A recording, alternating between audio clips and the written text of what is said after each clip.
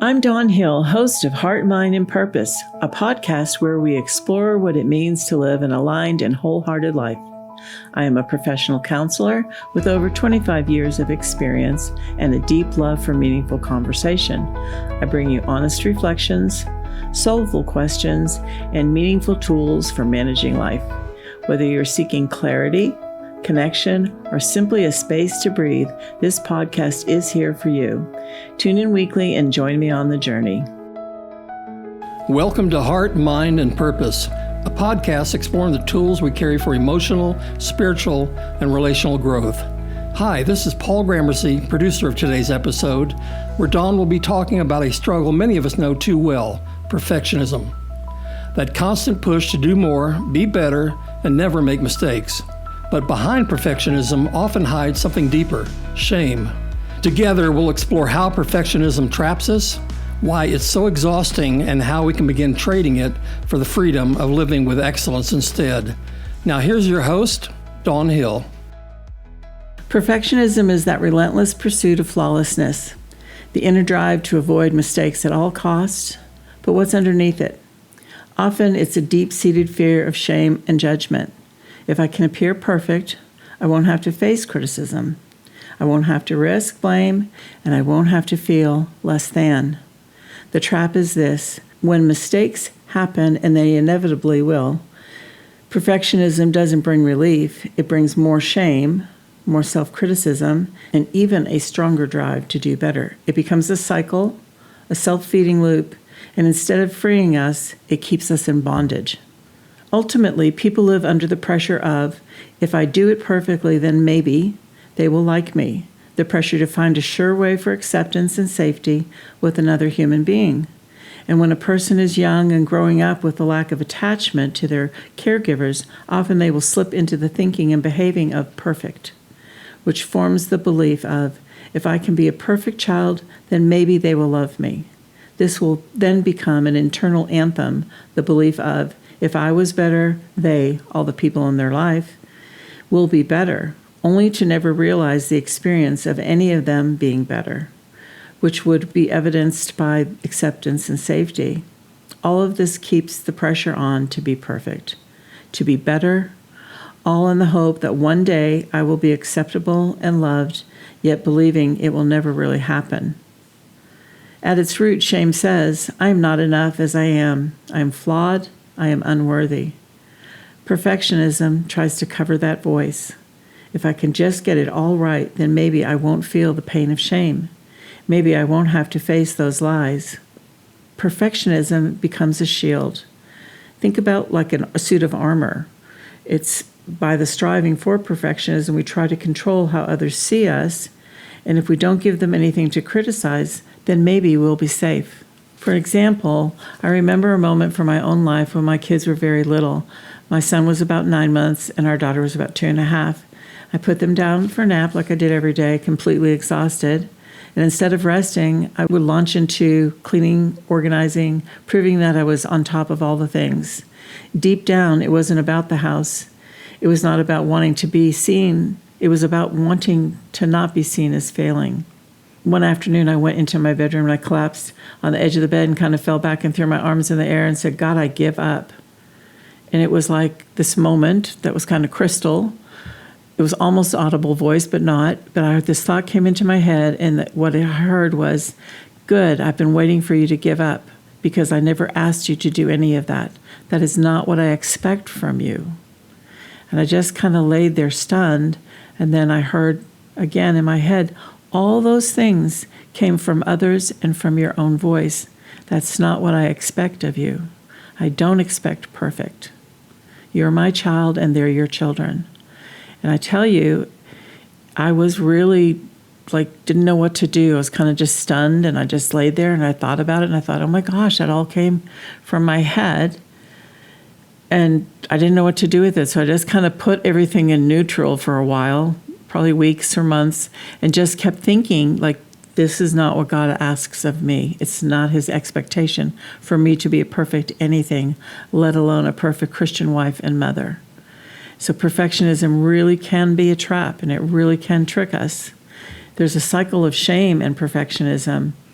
And Every time we fall short, we will always feel shame is here again, it's triggered, and then we double down on the perfectionism to try to quiet that shame, and it's a cycle that repeats. Shame, perfectionism, more perfectionism.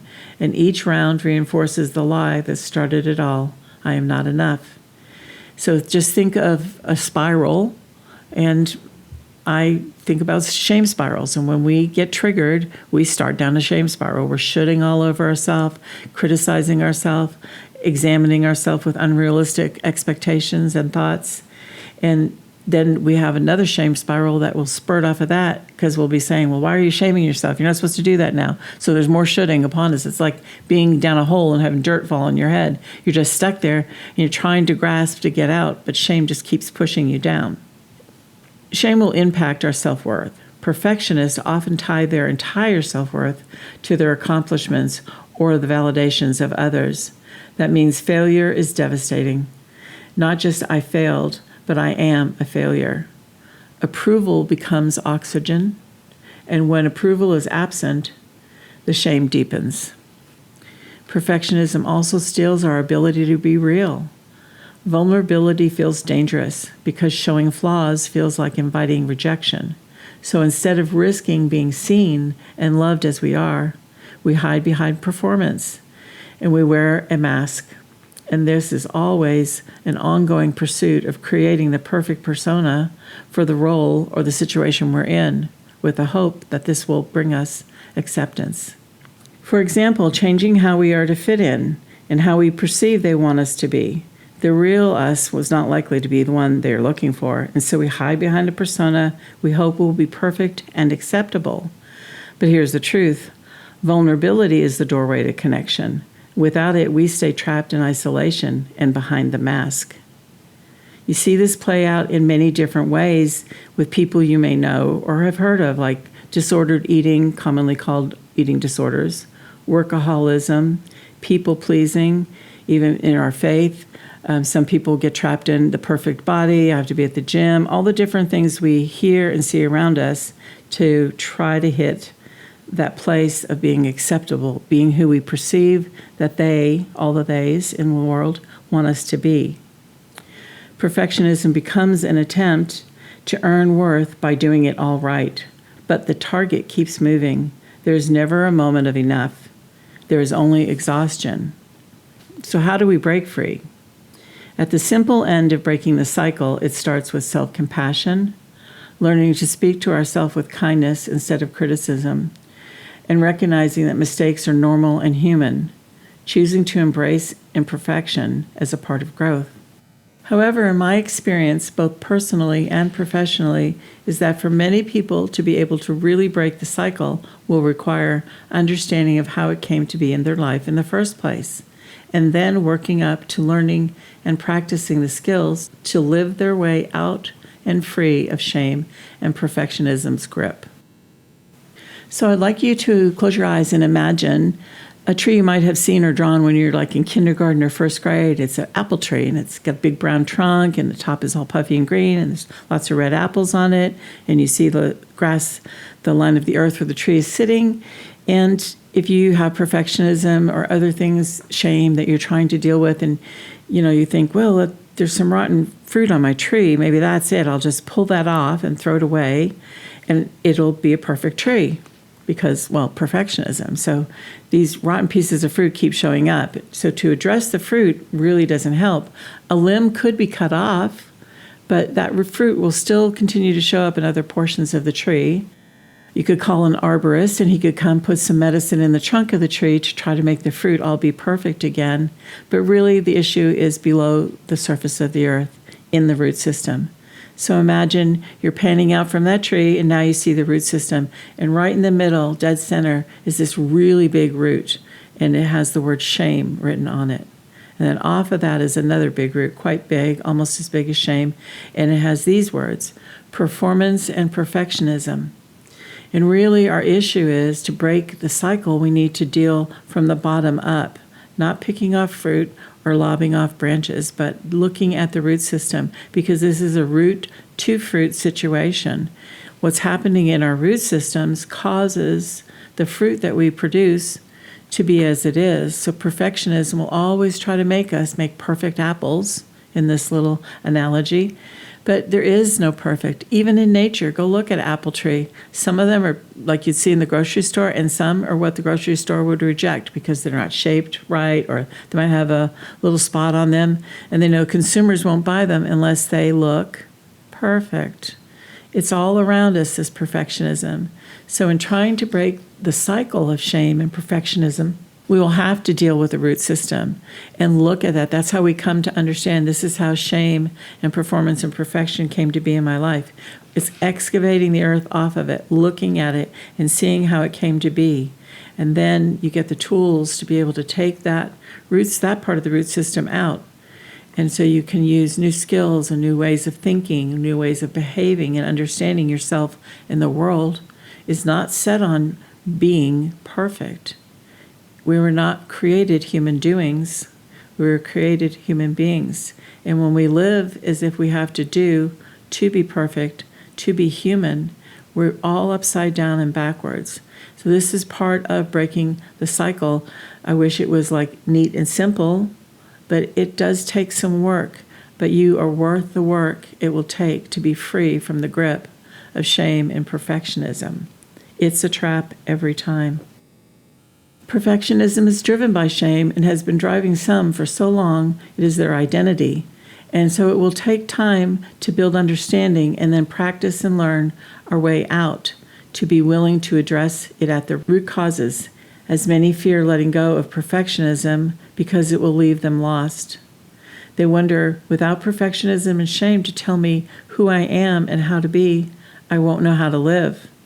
Who will I be if I'm not perfect? But the truth is, you'll discover who you really are as a person of value apart from performance and perfectionism. Researcher Brené Brown puts it this way: perfectionism is a shield that keeps us from being seen, but it never protects us from shame. It only feeds it. Shame often whispers that we will be valued by God and others, or even ourselves, if we do everything perfectly. That's the trap of perfectionism. It drives us to perform, to prove, and to live under the exhausting pressure of doing it all right or else. But the truth is that it doesn't have to be your story anymore. We can trade the lie of perfectionism for the freedom of excellence. Excellence is about growth, grace, and learning, and not about flawlessness. Perfectionism versus excellence has many important distinctions, and I'm going to read a few to you. Perfectionism is rigid, fueled by shame, setting impossible goals, tying worth to performance, and chasing a future that never arrives. While excellence is different. It is realistic, it sets achievable goals, allows for grace in mistakes, and values the process over the outcome. Excellence says, I'll do my best, but my worth is not up for debate. Idealism versus realism. Perfectionism says, you live in a world of shoulds and oughts, which only lead to denial and emotional turmoil, while excellence takes a more honest look at what is, which brings clarity and balance. Impossible goals versus achievable goals. Perfectionism sets rigid, grandiose goals that no one could ever reach. It leaves you either proud when you do hit them, which is rare, or devastated when you don't. Excellence will set realistic goals, step by step, that allow us to move forward towards progress, success, and learning along the way. Proud-minded versus process-minded. Perfectionism focuses only on the end result, never enjoying the journey. Excellence values the process, staying present in the moment instead of waiting for some perfect future. Must always be the best versus doing my best. Perfectionism demands being the best, an unattainable bar that guarantees disappointment and self-condemnation, while excellence aims to do my best, meeting realistic expectations and growing through the ups and the downs. Worth equals performance versus worth equals identity. Perfectionism ties your value to what you achieve. Do more, do it better, and maybe you'll find that you are enough. Excellence grounds your worth in identity. You are valuable because you were made in the image of God and accepted in Christ. Performance does not describe your value. The bottom line, perfectionism keeps us stuck in shame. Excellence sets us free to live with balance, peace, and purpose. So, friend, let me leave you with this. Perfectionism is not the path to peace, it's the path to exhaustion. But excellence, living with grace, balance, and truth, can lead us to freedom. If you've been living under the weight of perfectionism, I want you to know there is hope. You can step off the treadmill, you can trade shame for truth, and perfectionism for peace. My hope is for you that you may learn and practice your way out of the trap of perfectionism and its driver shame, and that you walk in freedom and embrace the beauty of being human, flaws and all. Until next time, may you be kind to your heart, clear in your mind, and grounded in your purpose. Thanks for being here. Thanks for listening to this episode of Heart, Mind, and Purpose with Dawn Hill. We hope today's conversation gave you a fresh perspective on perfectionism and maybe some hope that life doesn't have to be lived under its pressure. If this episode resonated with you, share it with a friend, and don't forget to subscribe so you don't miss future conversations. Until next time, may you keep choosing grace over shame and excellence over perfection. If you have any questions or comments, or even ideas for a new episode you would like to hear, contact Dawn on her website at dawnmariehill.com under the Heart, Mind, and Purpose tab. Thanks, and we'll see you next time.